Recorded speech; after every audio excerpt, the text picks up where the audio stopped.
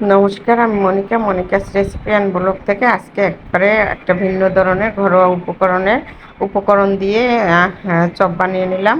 একবারেই সুস্বাদু, খেতে অসম্ভব মজা হয়েছে। তো চলুন কিভাবে বানালাম দেখা যাক। আম, এভাবে চপ বানালে যে কেউ পছন্দ করবে। তো আমি প্রথমে আলু সিদ্ধ করে গ্রেট করে নিয়েছি এবং এখানে পাউরুটি গ্রেট করে নিয়েছি।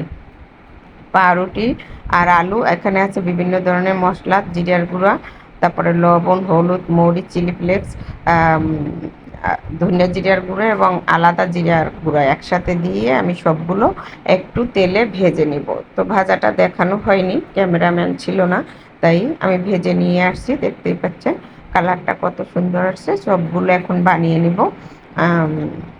এখানে আমি চিলি ফ্লেক্স এবং মরিচের গুঁড়ো দেওয়াতে কোনো দেইনি, কাঁচামরিচ দিইনি। এই যে এভাবে করে আমি সব চপগুলো বানিয়ে নিব। এখন একটু শুধু তেল দিয়ে মশলাগুলো দিয়ে ভেজে নিয়েছি। এখন সবগুলো বানানো হয়ে গেছে। চপগুলো এখন ভেজে নিব। সব চপগুলো বেশি হয়নি, 7টা হয়েছে।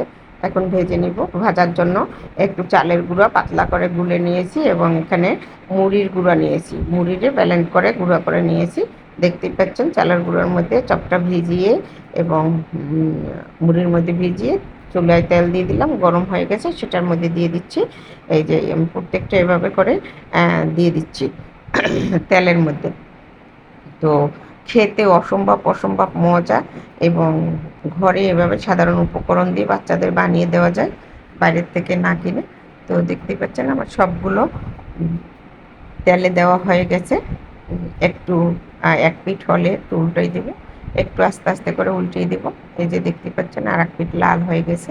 তো সবগুলো আমি এভাবে করে উল্টিয়ে দিচ্ছি। এভাবে করে বাচ্চাদেরকে ঘরে সাধারণ উপকরণ দিয়ে বানিয়ে দিতে পারেন, তাহলে বাচ্চারা অনেক পছন্দও করে এবং ঘরোয়াভাবে বানালে একবারে পিওর জিনিসটা খাওয়ানো যায় বাচ্চাদের। তো আমার ভাজা হয়ে গেছে, দেখতে পাচ্ছেন, নামিয়ে নিচ্ছি। চপগুলো কত সুন্দর লাল লাল এবং কুরকুরে মজা হয়েছে। তো নামানো সবগুলো নামিয়ে আনছি, দেখতেই পাচ্ছেন। তো এভাবে যদি ঘরোয়া উপকরণে বাচ্চাদের বানিয়ে দেন এবং কিভাবে কতটুকু শক্ত হয়েছে আপনারা দেখলেই বুঝতে পারতেছেন। তো আমার ভিডিওটা যদি ভালো লাগে সবাই লাইক শেয়ার কমেন্ট করবেন অবশ্যই।